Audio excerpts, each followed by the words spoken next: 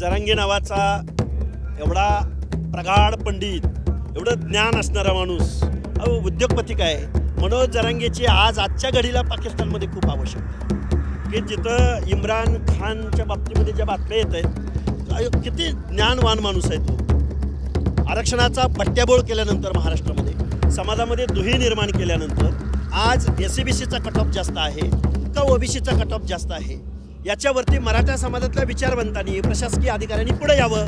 जरांगे हा समाजासाठी फायद्याचा आहे का तोट्याचा आहे याचं एकदा ॲनालिसिस होऊन जाऊ द्या ना. जरांगेने आता त्या बिझनेसमॅनमध्ये जाऊन काय करणार आहेत? हे बघा, शासन आणि निवडणूक आयोग बेजबाबदार पद्धतीनं वागतंय.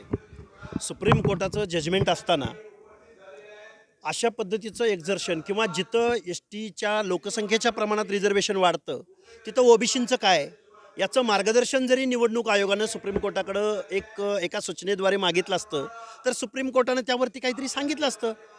मला वाटतंय महाराष्ट्रामधलं सरकार सुप्रीम कोर्टाच्या म्हणण्याकडे लक्ष द्यायला तयार नाही, निवडणूक आयोग जबाबदारीनं वागायला तयार नाही आणि आत्ता काहीतरी ते बांटिया समितीची काहीतरी माहिती ते सादर करण्याचा प्रयत्न करतायत.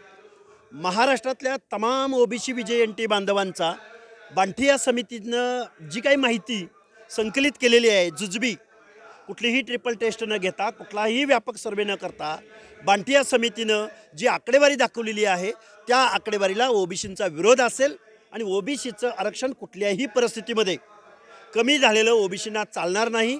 आणि तशाच माहितीच्या आधारे जर निवडणुका रेटून नेण्याचा प्रयत्न जर कोणी केला तर OBC बांधव या निवडणुकांवरती बहिष्कार घालेल. 1 वर्ष निवडणुका पुढे घ्या, अडचण काय?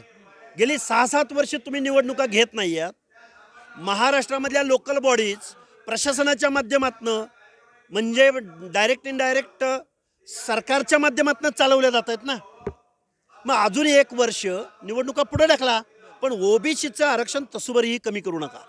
एकदा इम्पेरिकल डेटा कलेक्ट करा, ट्रिपल टेस्ट घ्या. महाराष्ट्राच्या पाठीमागून बिहार करू शकतं, उत्तरांचल करू शकतं, तेलंगणा करू शकतं, कर्नाटक करू शकतं. महाराष्ट्रामध्ये अडचण काय आहे नक्की? फुले शाहू आंबेडकरांच्या नावानं पुरोगामी महाराष्ट्र म्हणून ज्या महाराष्ट्राची देशभर ओळख आहे तसा दावा केला जातो, त्या महाराष्ट्रामध्ये इम्पेरिकल डेटा कलेक्ट करायला शासनाला अडचण कोणती आहे? म्हणजे याचा अर्थ OBCचं आरक्षण संपूर्ण निवडणुका घ्या असं आहे का? या महाराष्ट्रामध्ये 50 ते 60% OBCची संख्या आहे. मग OBCच्या प्रतिनिधित्वाशिवाय इथल्या लोकल बॉडीच्या निवडणुका तुम्हाला घ्यायच्या आहेत का? मुळात निवडणूक आयोग, महाराष्ट्र शासन हे बेजबाबदारपणे वागतंय. बांटिया समितीच्या शिफारशींना आमचा 100% विरोध आहे. बांटिया समितीच्या जुजमी माहितीच्या आधारे निवडणुका घेण्याचा प्रयत्न झाल्यास OBC बहिष्कार घालेल्या निवडणुकावरती निर्णय. हे बघा, ज्या आदिवासी बहुल जिल्ह्यामध्ये जिथं पेसा ॲक्ट लागू आहे, जिथं आदिवासींचं आरक्षण 50%च्या आसपास जातं, तिथं त्या संदर्भात अपवादात्मक परिस्थितीमध्ये कोर्टाचं एखादं लार्जर बेंच बसलं पाहिजे. नुसता इम्पेरिकल डेटा कलेक्ट करूनही चालणार नाही, त्याच्यावरती घटनात्मक दुरुस्त्या झाल्या पाहिजेत तरच याच्यावरती निर्णय होऊ शकतो. त्यामुळे अशा पद्धतीचं काम करायला महाराष्ट्र शासन तयार नाही असं आम्हाला वाटतं.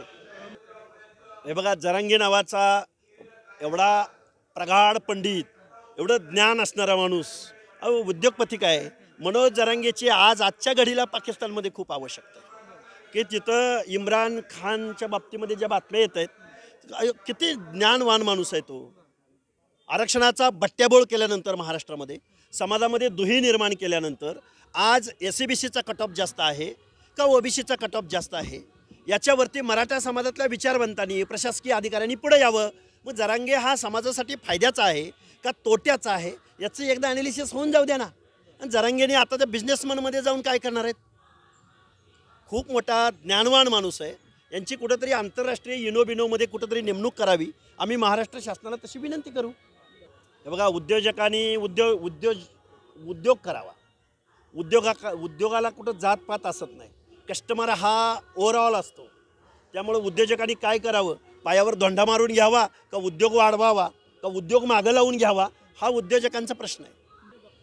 नाही, अशा शासकीय नियम, शासकीय आस्थापना असतील, शासनाचाच त्याच्यावरती प्रभाव असला पाहिजे. कुणी काय मागणी केली हे मला माहिती नाही, तुमच्या माध्यमातून मी पहिल्यांदा ऐकतोय, पण महात्मा ज्योतिराव फुले हे आणि त्यांचं स्मारक हे खूप व्यापक आणि पवित्र असं ऊर्जास्थळ आहे आणि त्याची योग्य पद्धतीनं त्याची देखभाल व्हावी या मताचं मी आहे.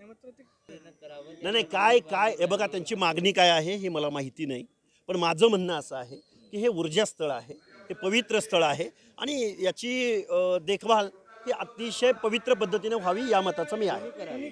कोणी करावी ठरवतील ना, मान्यवर आहेत, शासन आहे. तुमची भूमिका काय? नाही, माझी भूमिका असण्यात हे बघा, जिथं जिथं ऊर्जा शौचालय दिलं तर चालेल, हे बघा ते काय मागणी आहे ते मला बघावी लागेल अगोदर. काही खाजगी शौचालय दिलं तर चालेल. नाही नाही, खाजगी संस्था कोण काय कशासाठी मागतायत ते बघितलं पाहिजे ना.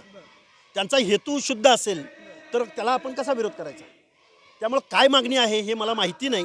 त्यामुळं याविषयी माझं एकच मत आहे की महात्मा ज्योतिराव फुले, सावित्रीबाई फुले यांचं हे ऊर्जास्थळ आहे आणि इथं सर्वसामान्य माणूस ऊर्जा घेण्यासाठी येतो. परिस्थितीने व्यवस्थापन पाहिलं तर तुम्हाला चालेल.